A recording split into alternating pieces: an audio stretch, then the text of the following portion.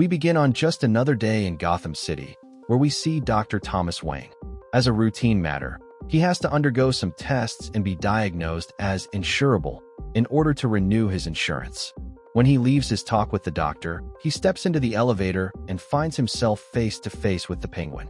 After that, the two have a conversation. It seems Penguin is worried that some of Mariani's boys have been hanging around the casino, but Mr. Wayne isn't very concerned. He has other things on his mind, something more important. One of those things that keeps you awake at night. So, without further worry, he leaves the casino. When he steps outside, Commissioner Gordon is already waiting for him, as usual. Ever since Gotham's police force was privatized and Gotham Security was created, everything has changed. Justice is different now, more severe, so to speak. Gordon tells Thomas about the situation Harvey Dent is facing. Dr. Wayne asks if all the commotion isn't a bit of an exaggeration, but Gordon understands it perfectly. Harvey's twin children have been kidnapped by the Joker. There's a problem, though. There's nothing they can really do to him. Arkham Asylum is useless in these cases. They arrive at Judge Harvey Dent's building. He's still furious, and how could he not be? His children have been kidnapped by the Joker, the very person Dr. Wayne fears the most. It's the Joker who feeds his nightmares, in the day and in the night. Harvey threatens him and pressures him to bring his children back safely, warning that if he fails, Wayne's hotels and casino will be finished. Obviously, Dr. Wayne doesn't like this, but he still promises that he'll bring the twins back safe and sound. As they leave, Dr. Wayne asks Gordon, "This world is wrong. If you could change it, would you?" Gordon answers that that's why he has this job. But Thomas knows very well that the question goes far beyond the little curved lines that end the sentence. That question does not give him peace. Thomas Wayne asks if Gordon has any information that could make it easier for him to find the Joker, and Gordon says he might have a lead. People have disappeared from a shelter. The junkies and drunks who survived said it was as if the devil himself had dragged them down to hell. Gordon offers to help him check if what they're saying is true, but Thomas refuses and prefers to do it on his own. So he begins his search in the sewers, and as he's searching, he hears someone shouting "demons" over and over. From the depths, someone is watching him, until he comes across a secret door. When he opens it, he finds the missing refugees, and Killer Croc, who appears behind him. Batman realizes he's there, but Killer Croc is already ready to attack with a machete. Batman is ready to fight, and he manages to block Croc, then lands a punch and disarms him. But with or without a weapon, Killer Croc is powerful. He grabs Batman by the neck with tremendous strength and plunges him into the water. It looks like Batman won't be able to break free and will drown. In that moment, he has a brief memory, seeing what happened years ago, that incident with the thief who tried to steal Martha's necklace. In a desperate attempt to stop him, Thomas Wayne throws himself at the thief and tackles him to the ground. In mid-fall, the assailant manages to fire his gun, killing young Bruce Wayne on the spot. With those memories, Thomas finds the strength to recover. Batman's hand breaks out of the water and he starts driving one of his fingers, with brutal force, into one of Killer Croc's eyes. Croc feels terrible pain and has no choice but to let go. He recovers quickly, but he's not the only one. Batman is back on his feet too. Killer Croc is about to grab him again, but this time Batman takes the machete and buries it in Croc's head, making him collapse right then and there. It's a night full of rain and lightning, and we hear someone say, "This world is a bad place. That's why we play. So let's play one by one.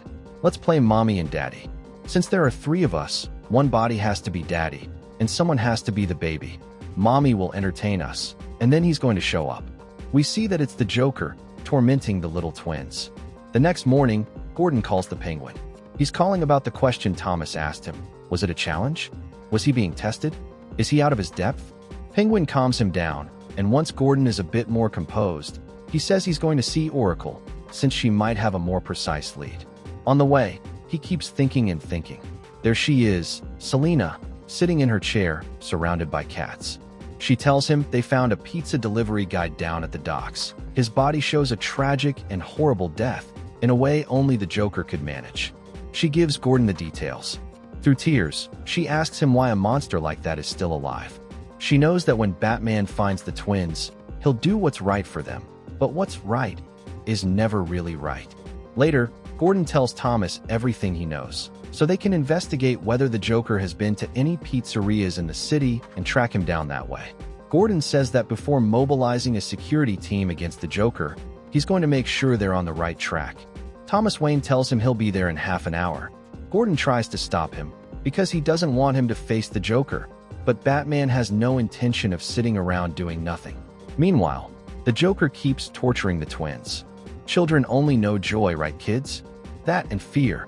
Joy and fear, little ones, are the only things that matter to me. Lose one, and you'll go crazy. Lose both. Can you imagine life without those anchors? Of course you can't. You'd go insane. Then we see Batman arrive at a bar to interrogate Harvey Bullock. He asks him about a body found in the river with no eyes, but a nervous Bullock answers that he hasn't seen anything, clearly hiding something. Then Renee Montoya steps in. She tells Batman that Bullock didn't see anything when the Joker showed up, because he passed out. She explains to Batman that the Joker showed up handing out pizzas everywhere and that Ricky, the new kid, took a slice. She offers to take Batman to him, down in the basement. But as they're going down, they see Ricky start laughing uncontrollably. There's nothing they can do for him. He begins convulsing and dies right then and there. Batman calls Selina to see if she has any more leads. She tells him she already told Gordon everything, but with Batman, she left out part of the information. Now she tells him the whole truth. Gordon already knew where the Joker was, and, without telling anyone, went after the Joker alone. Batman tries to call him, but his phone is off. It seems he wanted to resolve this by himself. With no other option, Batman heads out to find them both. We move to a place near Wayne Manor. Gordon is walking down the halls of that place and reaches a dark room. There, he sees the Joker in front of one of the children, aiming 2 guns at the kid.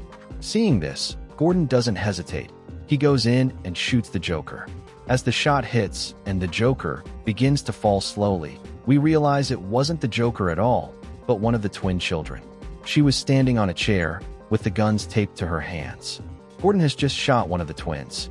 The Joker has done it again, deceiving in the cruelest, most unexpected way, without even getting her own hands dirty. The girl falls to the floor, bleeding, next to her little brother.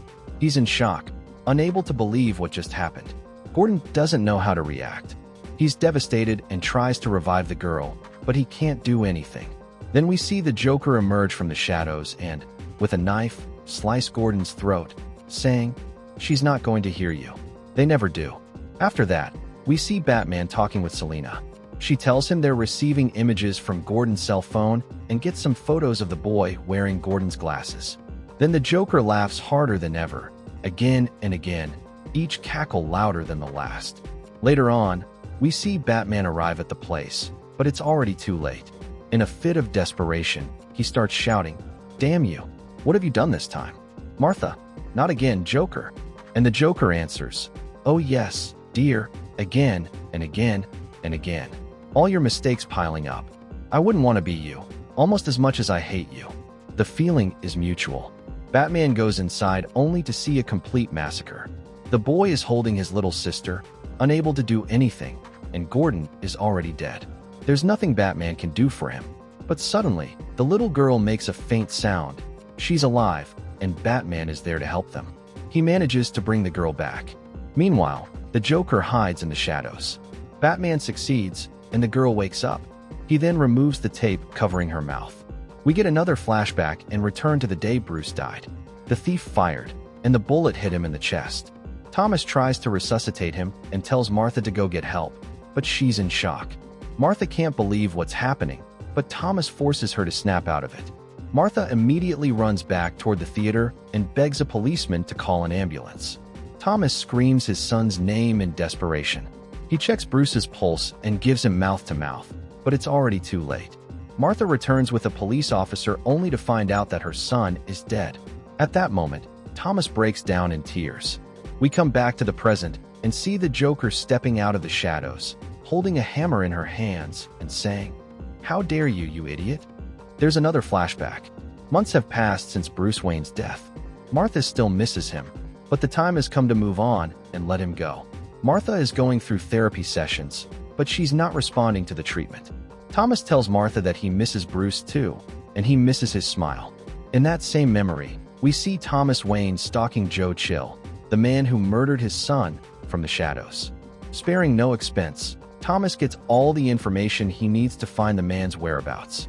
When he finally reaches him, he pulls out his hammer and yells, "Joe, chill," before landing a brutal blow that knocks him down.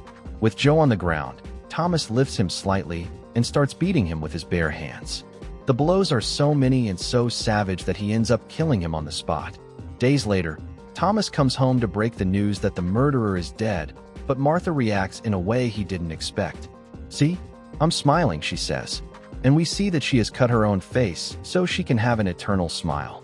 With no other choice, Thomas has her committed to the asylum. We return to the present. The Joker keeps slamming the hammer down on Batman, but all Thomas is trying to do is protect the children. To get the kids away and free them from the Joker, Batman grabs her arm and pulls her with him, crashing through the manor's window. They fall hard to the ground outside. Lying there, the Joker asks him if he knows what a loss does to a person. He answers that yes, he does. The Joker calls him a liar, telling him he's always been too angry to be self-aware. "All the blood on my hands hasn't changed you one bit." The Joker faints, making it look like she's going to hit Batman with the hammer again, but it's only a distraction so she can take off running. Martha says, "You're a hopeless romantic. Even when we were falling, I could recognize the ground above us, for old times' sake." Batman catches up to her and says, "The old times. You want to go back there?" The Joker answers, "What I want is a world where you don't exist." Batman asks her if she'd be willing for everything to be different, if he didn't exist, and she didn't either. The old times, Martha. A man, a woman, and their son walking through an alley after the movies. They're mugged. 2 shots. Martha doesn't want to keep listening to what Batman is saying. She screams at him, desperately, to shut up. Batman goes on. The man and the woman fall dead. Their son lives. Batman tells her that he has the chance to do that, to rewrite and erase history. But he needs to know if she wants that too. Martha tells him yes. She begs him to promise her that he'll do it. Then the two of them kiss in the middle of the rainy night. Martha asks him to keep telling her what Bruce will do after they're dead. Thomas tells her that their son will follow in his father's footsteps. Martha asks Thomas if their son will be a doctor. Batman answers her with a no. Hearing that news makes Martha lose her mind all over again. The Joker runs off, laughing hysterically. Batman chases her, but she tells him to stay away from her. In that moment, Batman throws himself forward, trying to grab her hand, but he can't reach her. The Joker stumbles and falls into a pit from which countless bats come flying out. Batman covers his face, but when he tries to see what happened, he's shocked to see the Joker at the bottom of the hole. About to die, she says her final words.